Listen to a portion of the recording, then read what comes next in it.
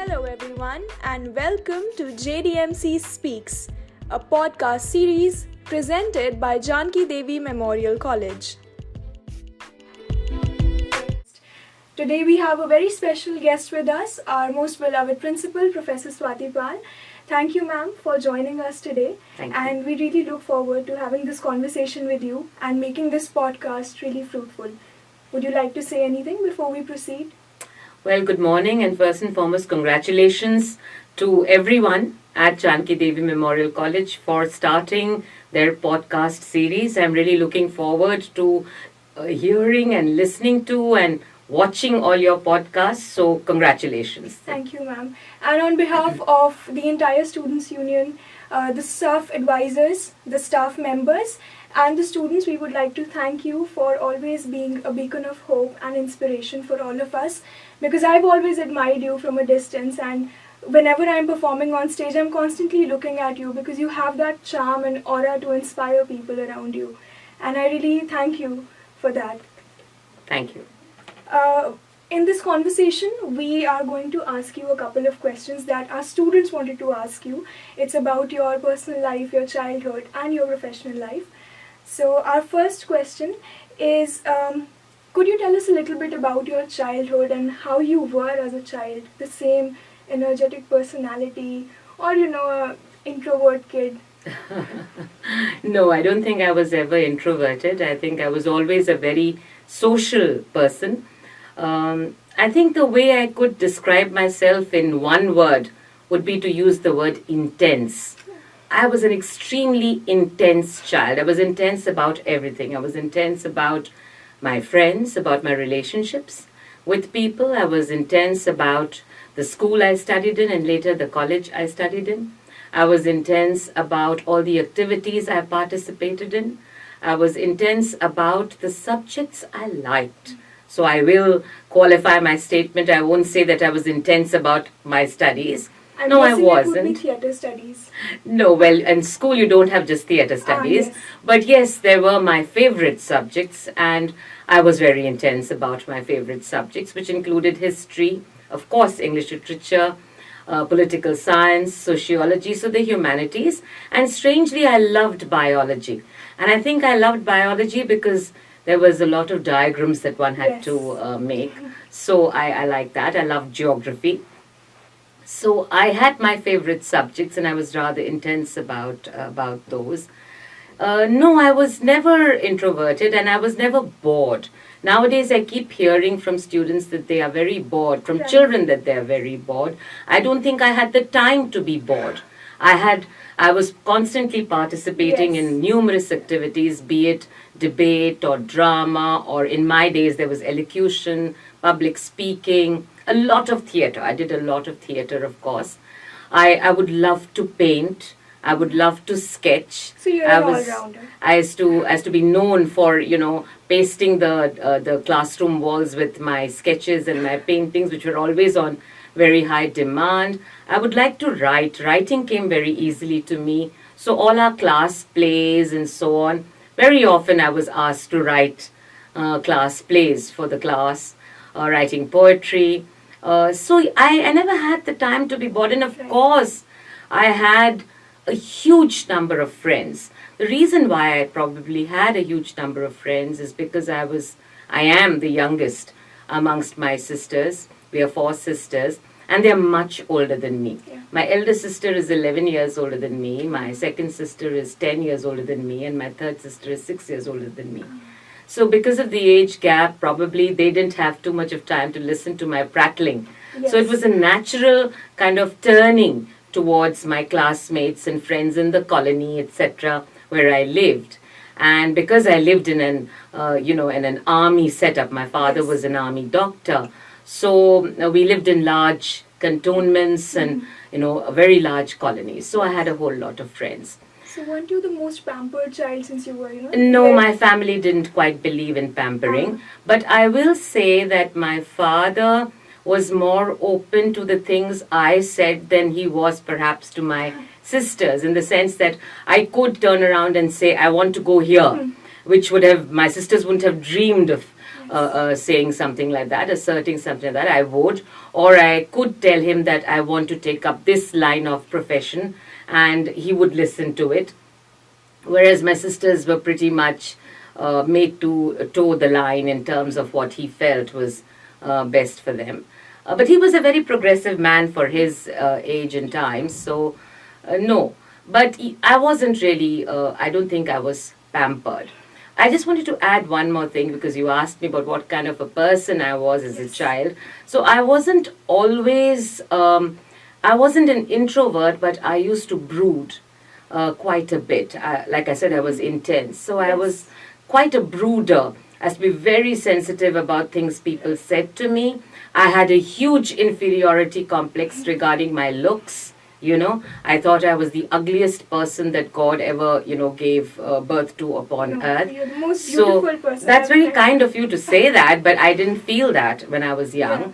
I would constantly compare myself and feel very low about myself. So I did go through great periods of loneliness and brooding and inferiority, especially during my adolescent years. That's the most, depressing moment in anybody's life. Being an adolescent comes with a lot of pressure and a lot of anxiety, because I've recently been through that stage. So really? No, I mean, it's not as far back. Okay. But yeah, it was, it's a period of anxiety where there's a lot of peer pressure, and a lot of people are asking you, what are you going to do with your life and all of that. So yeah, I think I've been there too. Okay. Ma'am, you mentioned that you are from a army background, and it would require a lot of movement from one state to the other, interstate movement.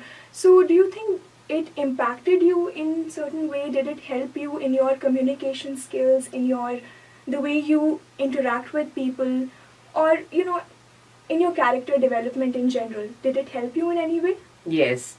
I think being a 4G kid, we are called army brats. Yes. Okay. So being an army brat or being a 4G kid definitely is something that I am very proud of being, and I think it's a great part of my character. Right. My ability to be able to talk to anybody from any community, any religion, any part of the country, any part of the world. The confidence with which I can speak to anyone comes from the fact that within the army you are in a completely pluralistic society, a pluralistic community. So there are people you're mixing with who are from a completely different religion, have a different set of rituals, people from a completely different part of the country use with a different language. Yes. Sometimes they wouldn't be able to speak English or Hindi, but yet, we had the most famous times together. And I'm talking about not just myself, but my family. And I think I've seen my mother living alone for a good number of years and bringing us up, because, my father used to get posted out to what are called hard areas, hard or field areas. Field areas are areas where in those days, life was so difficult that families were not allowed. In fact, my father had his first heart attack when he was posted to Leh. And it was a very difficult time for the family. And I've seen my mother bringing us up. And I've seen this community of women, who kind of rally around each other. Because we lived in what were called separated families quarters. In the army, they've got something. The armed forces, they've got what are called separated families quarters, where when the officer is posted to what is called a hard piece or a field area, the wife and the family move into these quarters in a safe city. So the women are without their husbands, and they kind of rally around each other. So this ability of women to rally around each other, the compassion, the kindness, the strength and courage that I have seen not just my mother but other women exhibiting, that has been a great source of inspiration to me. My sisters are army doctors, or they were army doctors. They've retired from the army. And my second sister was married to an infantry officer. And I'll just give you a small anecdote. My brother-in-law was fighting the Kargil War. Oh. And they were at that time posted to Mamun Cant, which is in near Pathankot. So he would be fighting at the battlefront, and my sister would be at the hospital with her heart in her mouth, because every day wounded soldiers would come. She is an eye specialist. Sometimes she had to operate upon people where there was hardly a face left anymore. And every day when she would see those soldiers come, she would have wondered about her own husband and about his safety. And every evening, because she was the commander's wife, so every evening the entire unit the women would gather in her house, and she would motivate them. That requires tremendous strength and courage. So all of these things have definitely been inspirational for me, but I think my own mother has been a great source of inspiration. Did you never think of joining the army yourself, doing... I know that I appear to be very fit and fine, but actually and a very passionate person. I probably have a lot of qualities that I think a person in the forces should have, including discipline, and I think behavior and so on, and probably because I have a very booming voice, but strangely physically I have never been very well. I've never been very healthy. I've always I've been very accident prone. You can see the scars. I've broken my hand twice. I've had series of accidents and so on, and I was never very healthy. So I'm not physically a very strong person. I used to love playing outdoors. I used to love running. I loved basketball and so on. But I was never I was not strong enough to carry forward a game. And I would have loved to, because I love games. But I couldn't. So physically, I think I would not have, it was just out of the question that I joined the forces. Okay. Ma'am, growing up, what was your dream career? Because you just said that, you were into theatre studies in your college days. And I am guessing that your first preference would have been a theatre artist. So if not a principal, then what would you have been today? Well, you're pretty close. I won't deny the fact that there were times in my life when I wanted to do only theatre. But it didn't take me very long to realize that doing just theatre is not going to get you enough bread and butter. Right. So you need to have an alternate profession, and most theatre artists do have alternate professions. There are very few artists who do full-time theatre, firstly. So no, theatre was not always my first choice. I think my first choice was to be a journalist. And I didn't want to be a desk journalist. I wanted to be a reporter. Right. So I wanted to go and report events and so on. So, and I loved writing. I have a fairly keen eye for observation. I think my communication skills, I would mark it 7 out of 10. So I thought that I had the necessary attitude, the necessary skills, and with a little bit of training, I thought that I would be a good reporter. A natural knack for conversation. Yes. Now, having said that, it would appear then, therefore, I took up teaching as a kind of a second option. No, it was never a second option. It was always an option. Now, why was it always an alternate option? Was because, firstly, I like communicating. Right. I like reaching out. I like being with young people. I feel that every person needs to try and help people make a change. I like the idea that things that I say might impact young minds in a way that they bring a change in their lives. They get transformed. So that aspect of teaching was always very attractive to me. Now, teaching itself is a little bit of theatre, because when you deliver a lecture, you actually, if you're a good teacher, even if you've been teaching for 25 years, before every lecture, you prepare. You prepare your lecture, you go in to class with a lot of energy, and when you deliver the lecture, you interact with your students and you get a feedback from them. Isn't that like theatre? Yes. Because in theatre too, you rehearse. Right. And then when you're performing, you do perform for an audience, and the Right. audience feedback is so important and inspiring and motivational for you. Yes. So, really, for me, as Shakespeare said, all the world's a stage. Yes. Right. Ma'am, so you must have observed vast differences between your time period and the current time period, and the generation today is not very confident about themselves, as you would have been, because there's a lot of peer pressure, there's a lot of anxiety that goes on in their minds. So is there any advice that you would like to give to the younger generation and the people who are watching this, because it's primarily for the students of our college? So would you like to give them any advice? I want to, think for a little while on your question, because your question implies that, or you did state within your question, that nowadays there's a lot of peer pressure and children are not so confident. Yeah. Actually, I find it a little more complicated than that. Okay. In the sense that it's not as if in my days there wasn't peer pressure. It's not as if in my days we were very confident. In fact, I can tell you that most people of my generation and, say, my sisters a decade older, were too afraid to speak openly either to their family or to their friends about what they genuinely felt about things, about what they genuinely wanted to do. They weren't assertive. I find students nowadays far more assertive, and the sphere in which I find them most assertive is in fact within the institution.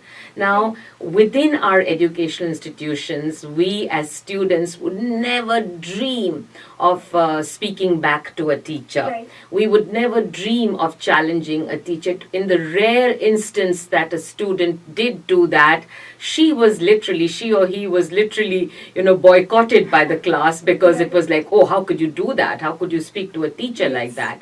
But now I find that students speak with a great deal of forthrightness to their teachers, sometimes even bordering on the aggressive.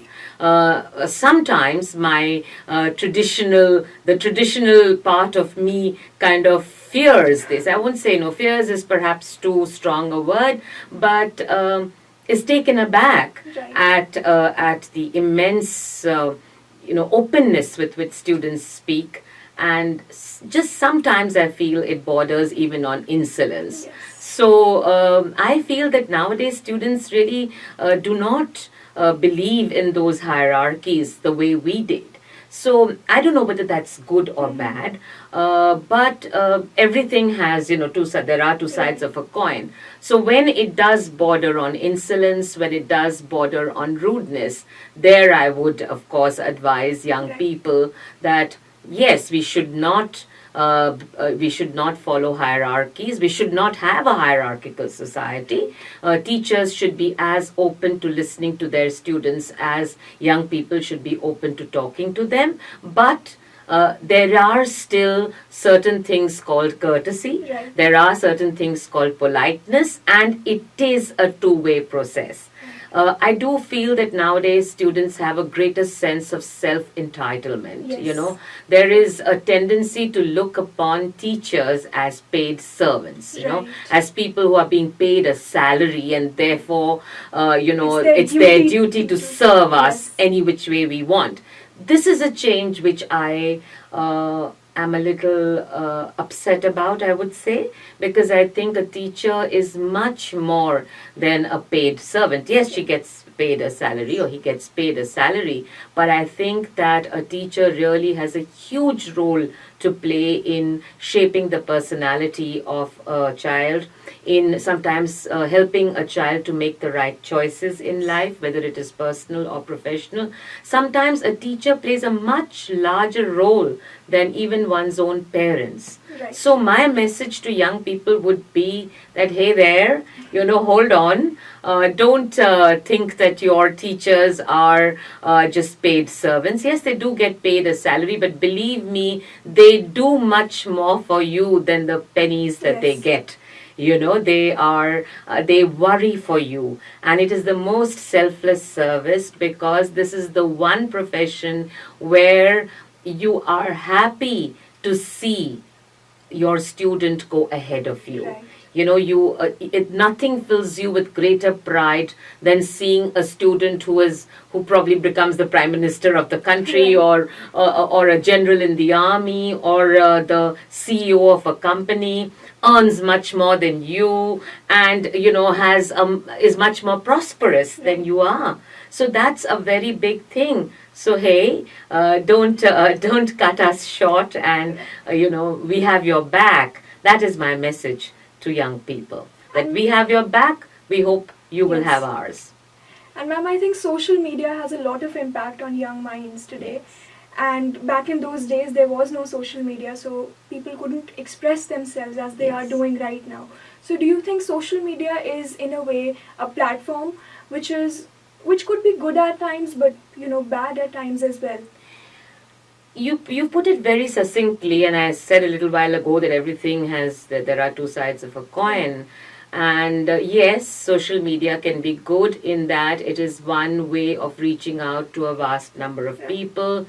I use social media, that is, I use Facebook to talk about the college, to tell people about Janki Devi Memorial College, because within the order of things in Delhi University, not too many people know what JDMC is doing. Yeah. So I like to speak about the good things that my college is achieving on a daily basis almost. But having said that, I will admit that sometimes I feel that social media is more harmful Right. than it is positive. Takes A out lot of people rewrite history. You can completely destroy a person by rewriting what that person is like. A lot of fake stories, a lot of maligning of a Yes. person, a lot of creation of a certain personality type, happens on social media, because a lot of social media is a revenge story. There's somebody who's angry with you and who Always. wishes to take revenge. And what does that person do? That person maligns you Yes. on social media, tries to completely rewrite your history. And all said and done, there are people who fall prey to that. Yes. However, I do feel that this is a passing phase, because I feel that now, with the passage of time, most people have become a little cautious. They take whatever is put on social media with a Right. huge pinch of salt. They Yes. feel that no, it's not correct to easily believe Right. what is being spoken about a person, and rely on their own perception of a person rather than on social media. There's also this kind of competitiveness which I feel social media sometimes, Right. breeds, Establishes. which is how many likes did I get for my post, and how many likes did she get? How many friends does she have, and how many do I have? Followers now. Yeah, followers and so on. Yes. So I'm not on things like Yes, ma'am. Insta or Twitter, but I believe that all that is also happening. So it's rather competitive, and I don't find that very healthy. Right. So I'm hoping that very soon all of this is not going to matter anymore, because I think when there is a fad, it lives its own time, and then it dies a natural death. Right. And I think already I can see that people are no longer relying only on social media to form an opinion. Because social media is nothing else but an opinion forming medium. Right. It helps people to form perception and opinion. So I'm hoping that this dies. a This natural reminds death. me of William Butler Yeats' The Second Coming, that one era will surely die Yes. and the other would eventually come. So, ma'am, my last question in this section is, how would you describe Swati? Not as a principal, not as a teacher, but as a person. Okay. I should ask you that question. Having been a student and having seen me, how would you define me? I think I would just say that I'm a very simple person. When I say I'm a very simple person, what I mean is that I have some set goals in my life, Right. and those revolve primarily around the people I am surrounded by. So, the people I am surrounded by are first and foremost this college. The students, the teachers, the non teaching staff, they are, in a certain sense, almost my first family because I spend the larger part of my time in college. So I want the best for them. My immediate biological family and the family that has adopted me through marriage, I think I want their well being. So, whatever I can do for their well being. I have a vast circle of friends who matter a lot to me, they're very precious to me. But more than anything else, I think I like to help anybody who comes my way. I see myself as a person who is first and foremost a very fair minded person. I never hold a grudge. Never.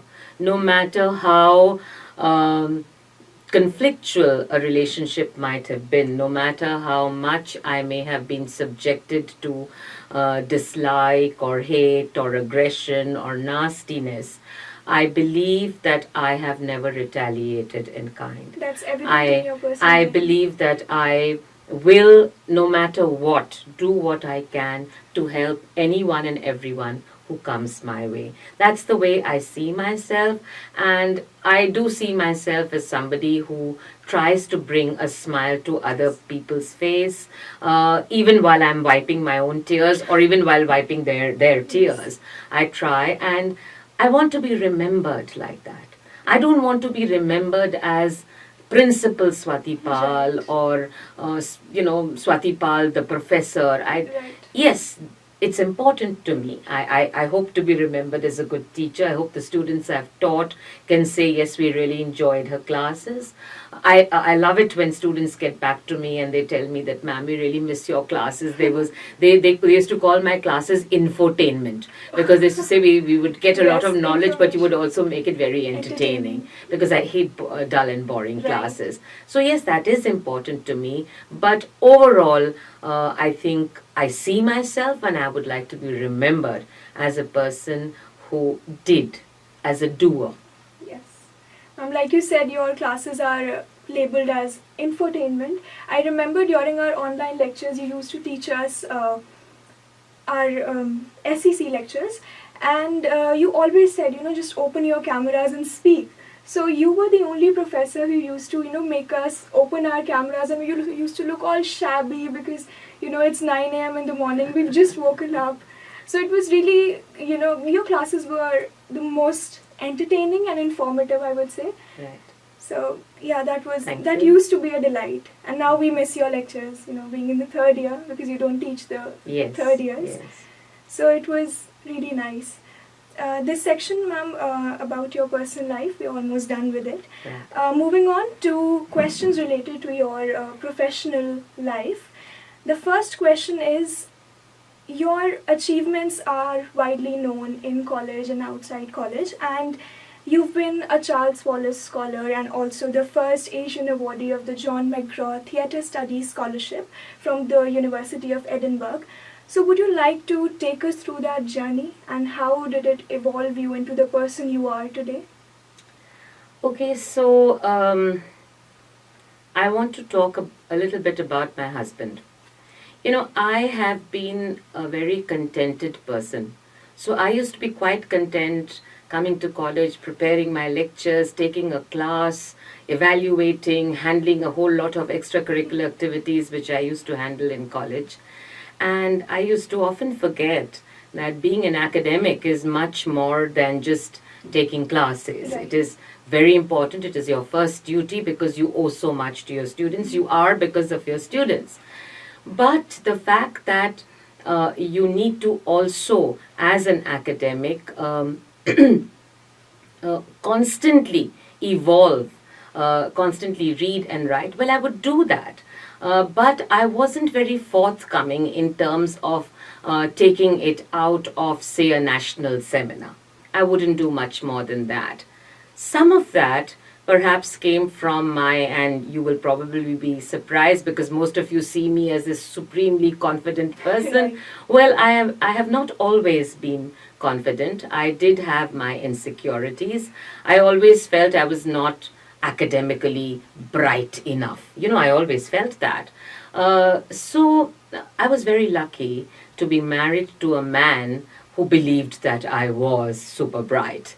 And well, he really cajoled me, motivated me into trying to present outside the country and in trying to get scholarships for the kind of research work that I was doing. So for my PhD, I chose to work on agitational propagandist theatre, and I chose to look at, or agitprop theatre as it's called, and I chose to look at a theatre company located in England called Red Ladder.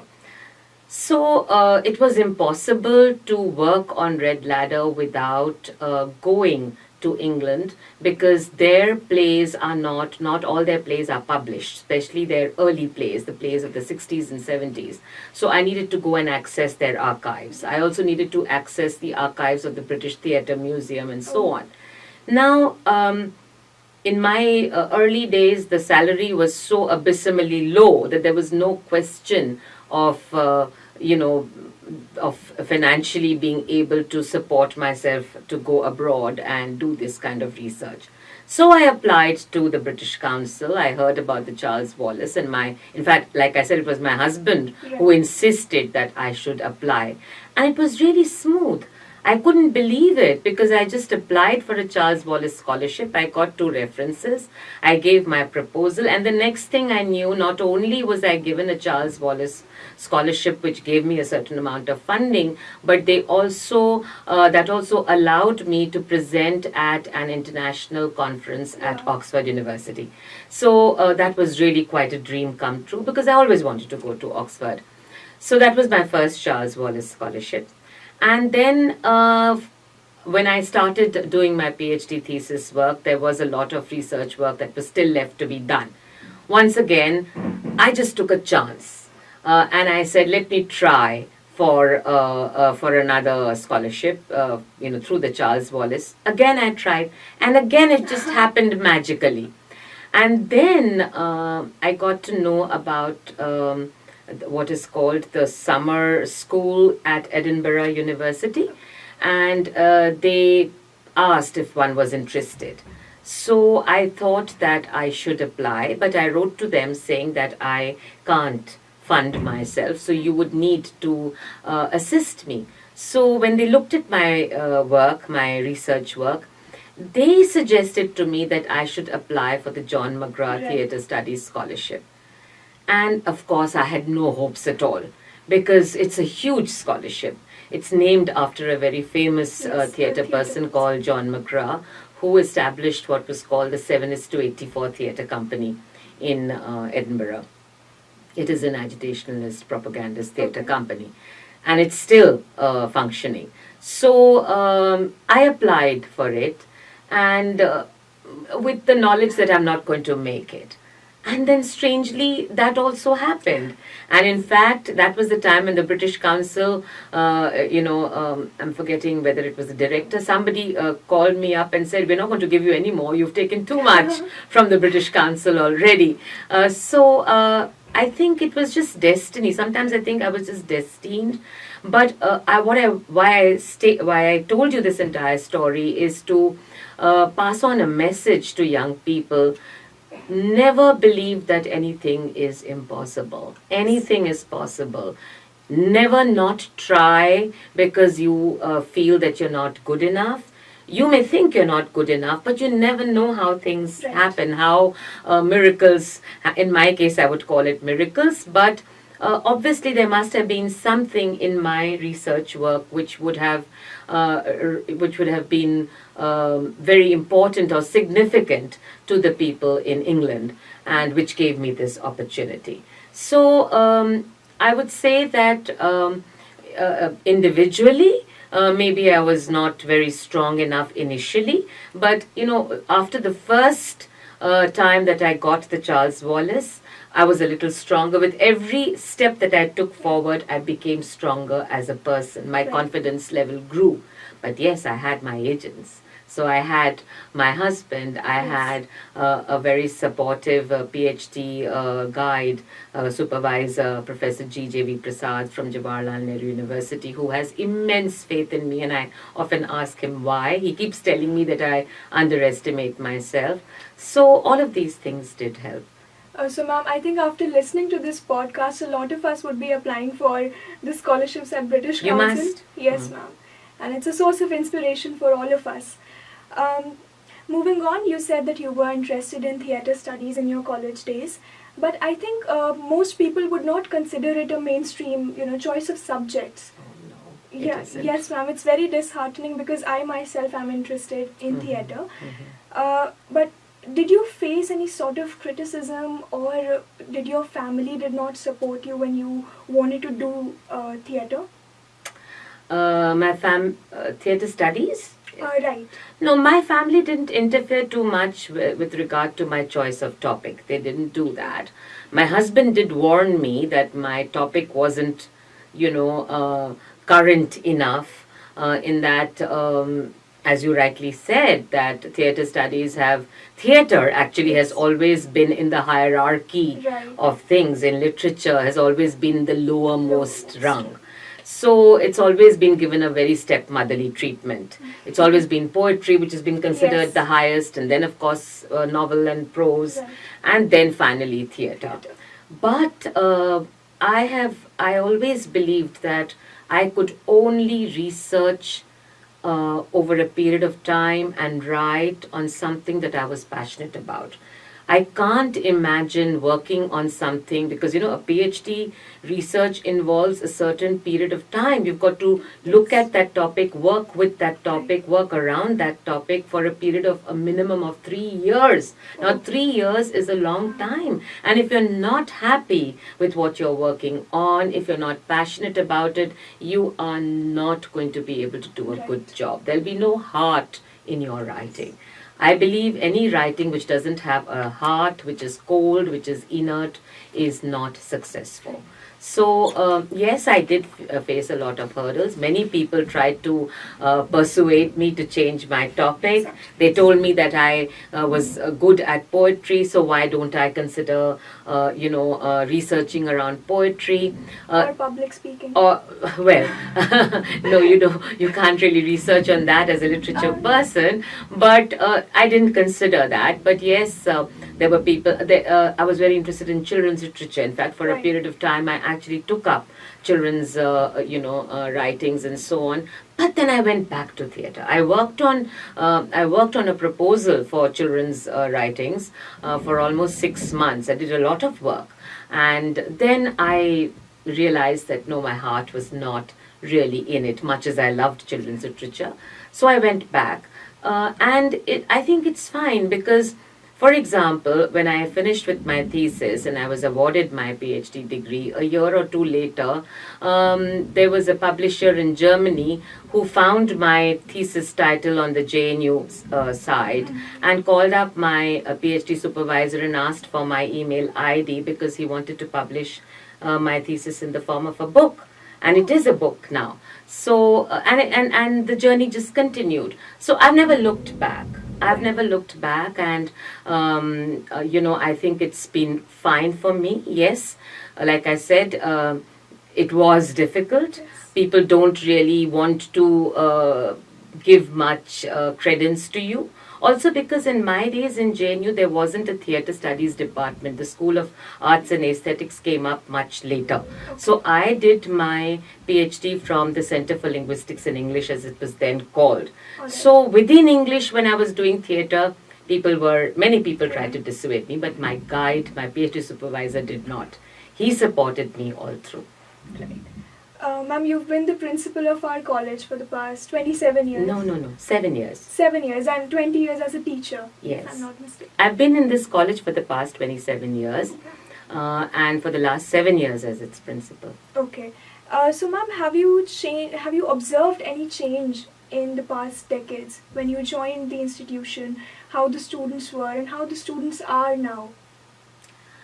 Okay, so 27 years ago when I joined this college, first and foremost, there were very few students. There were only 1,200 students. Now there are 3,900 students. Yeah. So the numbers have increased exponentially. That's the first major change I want to talk about. We have now many more students coming to our college from outside the city. And one of the reasons why in the last 4 to 5 years that number has gone up is because we have a hostel now in the college, which obviously is attractive to outstation students. This area, as you know, is surrounded by a lot of institutions that provide coaching for UPSC and other examinations. So it is quite a hub, and the college has become therefore attractive to a lot of people. But the major change that I see is a change in attitude. When I joined the college, most young students came from families where the family felt that the only reason for a graduation was that one had to get married. And yes, absolutely, and especially taking up English honors, it was considered to be a very good subject to attract suitors from amongst men. Now, in fact, the year I got married, it was very strange. My student whom I taught in the first year also got married. So there were a lot of students marrying while studying or marrying immediately after their graduation was over. That I find has really changed. I also find a diversity of jobs that students now take up. In the early days, about 20 years back, school teaching was perhaps the only viable option that people had.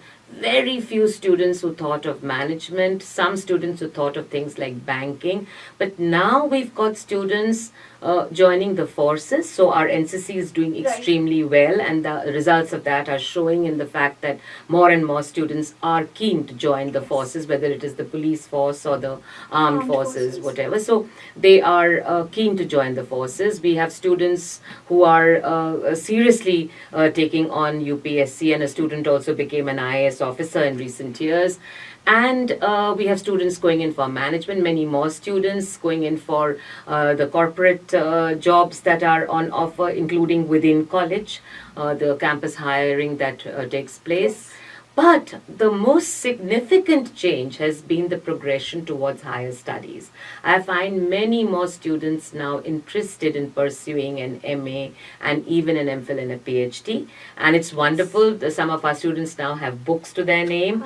They are doctorates, and they have published their theses into books. So that's a very positive sign. A lot of students who are applying abroad very confidently. Many students who are getting scholarships to study abroad. So these are some really wonderful changes I have seen. Thank you, ma'am, for the response. Ma'am, moving on to the next question. What do you feel about the ever-growing discussions on mental health? Because we are so actively engaged on social media, and every day we see posts and debates about mental health and how one needs to be evolved in a certain way that they are sensitive towards other people's mental health as well.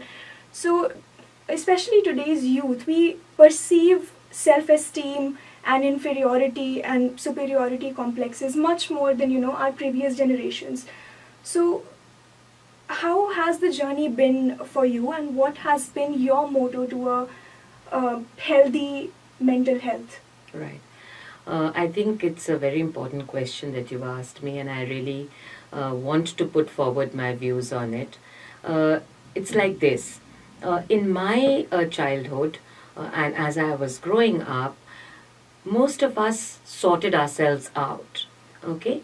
And I believe even now that most people do sort themselves out finally. At the end of the day, it is the individual who has to sort herself or himself out. But there is a difference. In my days, whether it was at school or at college, there was a certain degree of sensitivity and alertness that the community had towards every individual within that community. there was a reaching out. So if your next door neighbor, you didn't see your next door neighbor for, say, 5 days, you would ring the bell and you would say, hey, I hope everything's okay. I haven't seen you, going up and down the lift or whatever in a while. I hope you're well. If your classmate didn't come for 2-3 days, you would try and go to her house. You would try and find out what was wrong with her. In those days, we didn't even have a mobile phone. So you would try to find out about her. Teachers would keep an eagle eye out for anybody looking distressed or unhappy or sitting alone in a corner, would try to socialize the child. That, unfortunately, in my observation, that kind of reaching out has gone down, both within the family and within other setups too.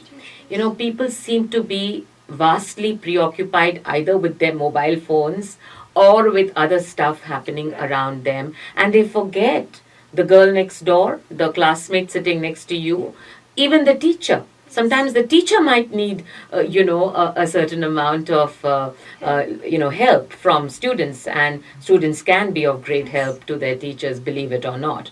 So there is this, I fear that there is this lack of sensitivity that has developed in society.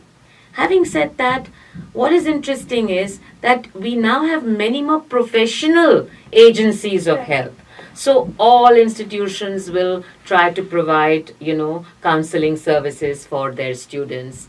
All teachers will constantly be told by the management that they need to counsel their students. There is a lot of emphasis being paid by the government also on mentoring, which includes counseling. So all of these things, all of these professional channels of helping students are opening up. But like I said, I don't think that is going to be enough. It's not sufficient until and unless we as a community wake up to each other, unless we reach out to each other. Now, when I say reach out, we're not here to counsel each other.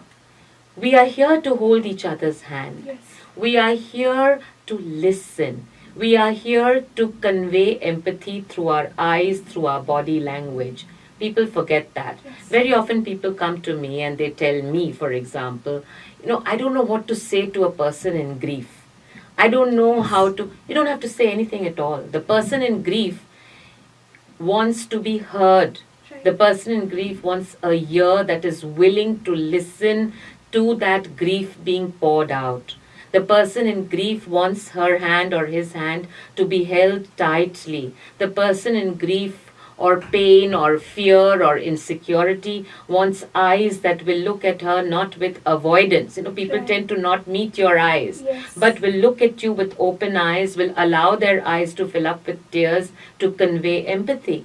That is what people really need. They need companionship. And we need that when we go through some kind of a mental crisis. We primarily need companionship, and yet we forget that. We forget that when it comes to people surrounding us. So I think what is the need of the hour is that we wake up to each other. We don't become so self-centered. We wake up to each other. Sometimes when you are reaching out to somebody else, you may even be able to deal with your own problems better. Because in the act of giving and of doing for another, your own problems then become really more manageable and more bearable, and perhaps sometimes they don't have the magnitude with which you may have viewed them in the past.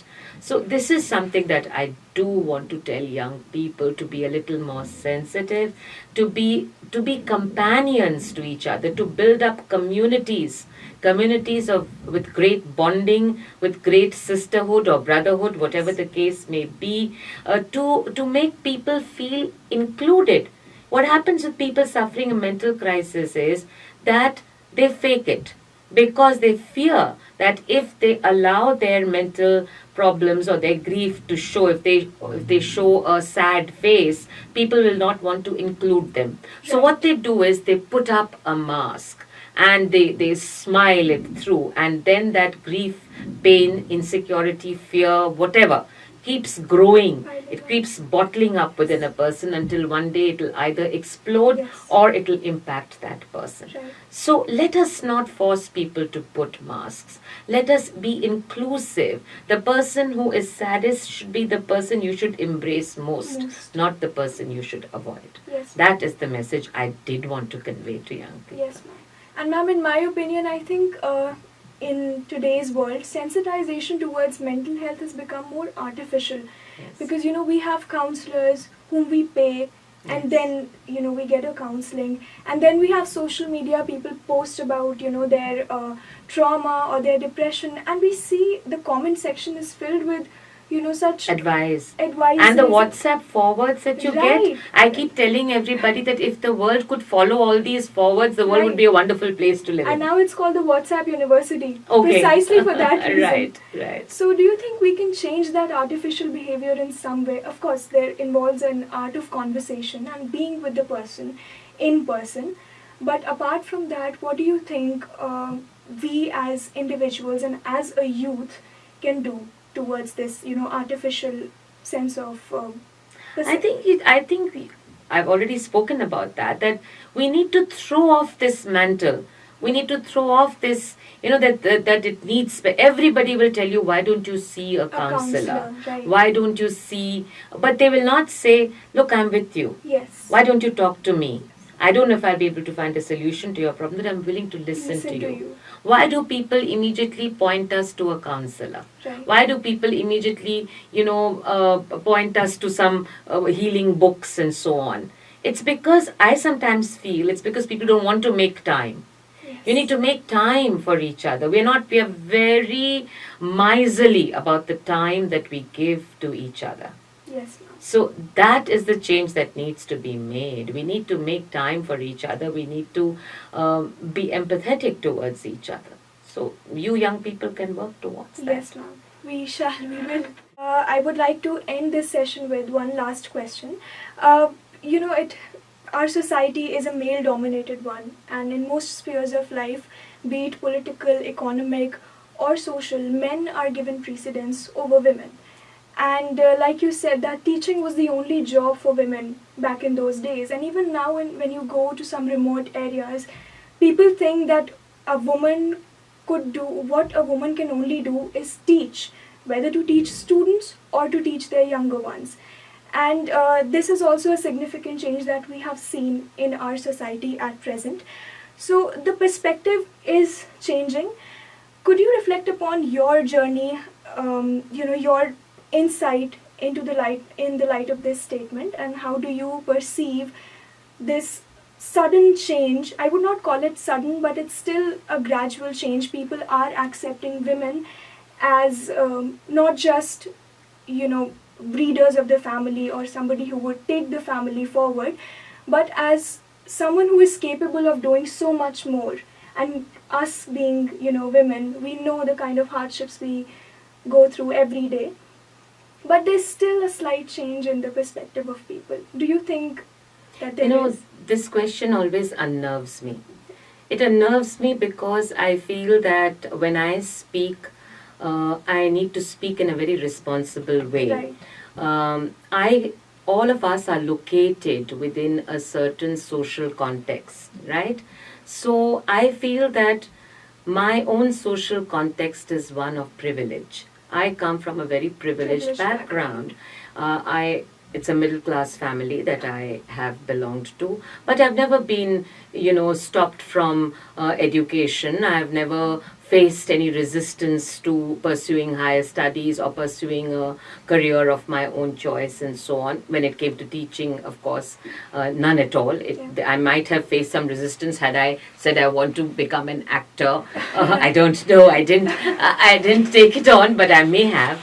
But otherwise, financially and in various other senses, I've come from a position of privilege. It's very difficult to really say that there has been a change, Because am I speaking about that change within a certain social section in society? Am I speaking about that change for society overall, for women overall within India?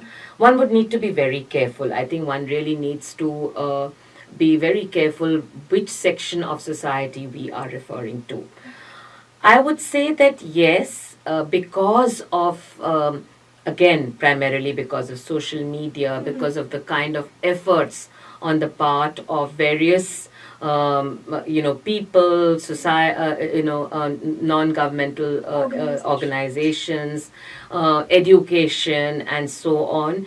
There is even films, media. Right. Not just social media, but media by and large, I would say that yes, there have been certain positive developments, that women are now perhaps in more diverse fields. I just said that a little while ago regarding our own students. The fact that our students are able to enter these diverse fields, are not married off immediately, does obviously show a certain societal change. But I would be cautious, and I would not say that it's been a major overhaul. I really think that we are unaware of the small battles that perhaps women fight on a daily basis within their homes, even in the most progressive of families. If there is a crisis situation between the male and the female, inevitably, however progressive the male is, you may hear the male saying, "What am I supposed to be doing? Am I supposed to be giving up my job and looking after the child? Am I supposed to be giving up my job and looking after the household?" But such questions, if a woman asks, she would be looked at askance. So I really don't know how far we have changed. I really don't know how far we have come. Yes, there have been some positive developments, but I think that we still have a long way to go. I will say, however, that there is this other very aggressive way of looking at the way men treat women within our country, and that's why I said that one has to be cautious, because I am aware of ill treatment or subjugation that women face. It's undeniable. But then to kind of paint all men as blackguards, or to paint all of society as subjugating women, is not quite right. My message to young people would be: never give up. Never give up, never feel hopeless, never believe that the change will not happen. And stand up for your rights. Stand up for your rights. Try to do that without breaking things up. Right. You know what I mean? You can stand up for that in fact really requires managerial skills, to be able to manage everything in such a way that you are able to do what you want to do, and yet to maintain your familial setup and so on, to run life smoothly, requires a lot of juggling, requires a lot of management, but you can do it. Yes. You can do it, and believe it or not, you will be admired. And sooner or later, the people who are admiring you but who may not be supporting you 100% will also start supporting you. So you've got to have a positive attitude towards this change. You've got to believe in the change, and you've got to believe that the world is going to be a better place. Right. Because if we don't have hope as human beings, then what are we human for? Right. Thank you so much, ma'am, for being with us throughout this podcast. And it wouldn't have been possible without you. Throughout this conversation, all of us got to know a lot about you as a person and how you are in your professional world. So it's been wonderful, ma'am, and we look forward to having more conversations with you like this. This is the end of our podcast. Please stay tuned for more updates, and we shall see you soon. Thank you. Thank you.